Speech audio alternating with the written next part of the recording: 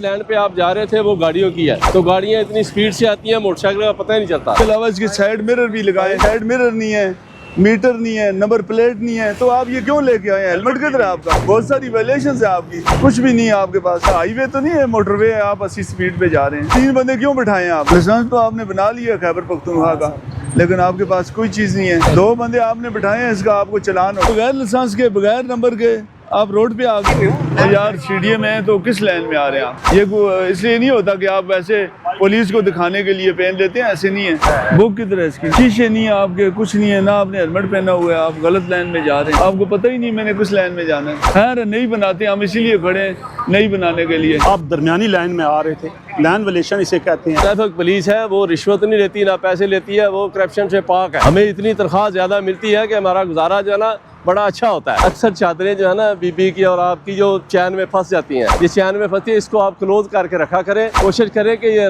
Right और left indicator लगाए, शीशे लगवाएं और इंडिकेटर भी लगाएं।